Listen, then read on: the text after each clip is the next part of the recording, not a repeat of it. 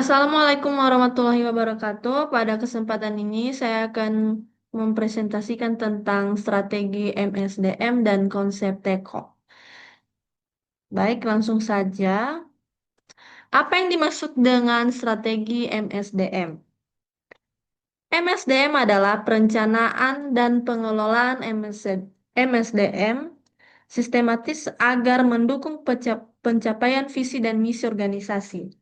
Ini bukan sekedar aktivitas administratif seperti rekrutmen atau penggajian, melainkan bagian integral dari strategi bisnis. Kemudian ada tujuan strategi MSDM, yaitu satu, meningkatkan efisiensi dan produktivitas karyawan.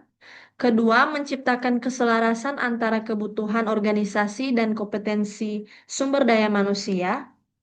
Kemudian ketiga, mendukung adaptasi terhadap perubahan lingkungan bisnis.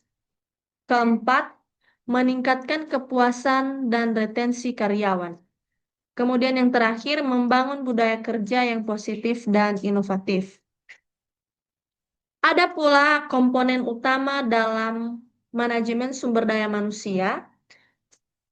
Ada 6, yaitu satu, perencanaan sumber daya manusia, rekrutmen dan seleksi, pelatihan dan pengembangan, manajemen kinerja, kompensasi dan penghargaan atau reward.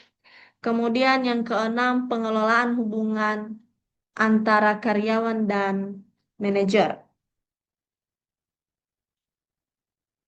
Yang saya bahas pada presentasi kali ini yaitu studi kasus manajemen sumber daya manusia, yaitu strategi pengelolaan manajemen sumber daya manusia pada kinerja karyawan dalam menghadapi era revolusi industri 4.0. Strategi pengelolaan manajemen sumber daya manusia pada kinerja karyawan dalam menghadapi era revolusi industri 4.0 bukan sekedar pelatihan, pendidikan, pembinaan, rekrutmen, perubahan sistem, kesempatan, ataupun penghargaan.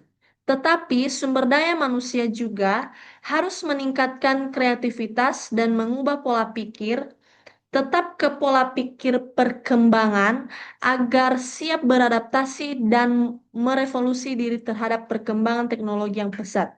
Sehingga akan tercipta sumber daya manusia yang unggul, kreatif, dan inovatif, serta adaptif terhadap revolusi industri 4.0. Sehingga karyawan mampu mengaktualisasi diri dalam pengembangan sumber daya manusia dan menguasai teknologi digital.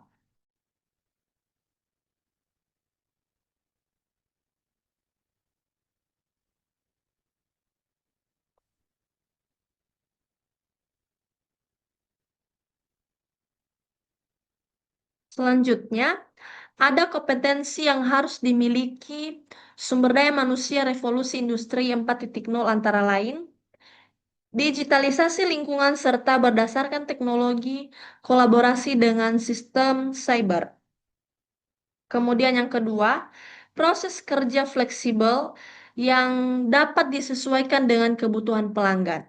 Kemudian ketiga, tugas-tugas mental. Kemudian keempat, tim kerja.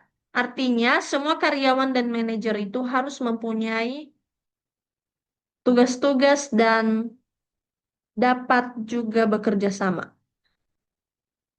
Kemudian ada konsep TEKO dalam manajemen sumber daya manusia.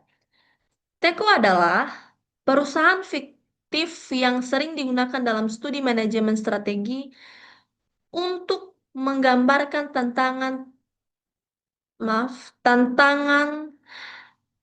nyata yang dihadapi perusahaan teknologi. Konsep ini mencangkup satu, profil perusahaan. Teko digambarkan sebagai perusahaan teknologi yang menghadapi tekanan kompetitif, perubahan teknologi, dan tuntutan pasar global. Artinya, perusahaan Teko ini adalah perusahaan yang mendunia. Perubahan teknologinya semakin canggih. Kemudian ada tujuan strategis. meningkatkan pangsa pasar, inovasi produk, dan efisiensi operasional. Kemudian ketiga, lingkungan eksternal atau lingkungan luar. Persaingan dari perusahaan besar seperti Apple, Google, dan startup disruptif. Kemudian ada yang keempat, lingkungan internal atau lingkungan luar, kekuatan sumber daya manusia, dan struktur organisasi yang fleksibel. Selanjutnya, adapun studi kasus Teko yang saya buat yaitu satu, ada latar belakang, permasalahan, dan strateginya. Latar belakang Teko. Teko adalah perusahaan teknologi yang mengalami stagnasi karena kurangnya inovasi dan keterampilan digital di antara karyawannya. Kemudian permasalahannya adalah permasalahan dalam sumber daya manusianya yaitu karyawan belum siap menghadapi transformasi digital. Artinya, karyawan masih belum mempunyai inovasi terhadap perubahan digital atau teknologi. Kemudian yang kedua, sistem rekrutmen dan pelatihan masih manual. Kemudian yang ketiga, evaluasi kinerja tidak berbasis data. Kemudian ada strategi manajemen sumber daya manusia. Ada empat, digitalisasi rekrutmen menggunakan platform online atau ATS. Pelatihan digital bisa berupa penggunaan teknologi.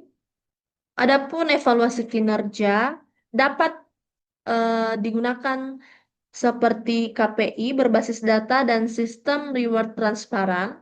Kemudian ada yang keempat, manajemen perubahan, workshop dan komunikasi terbuka untuk membangun budaya digital.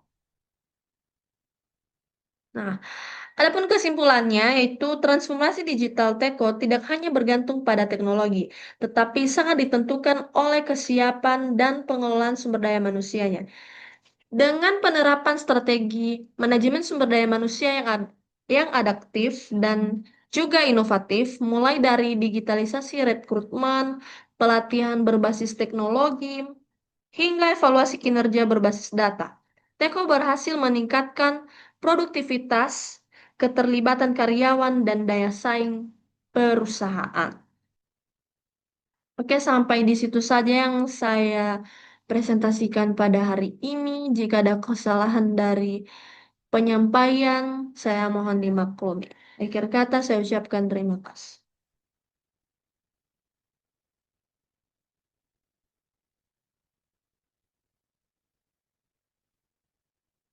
Terima kasih.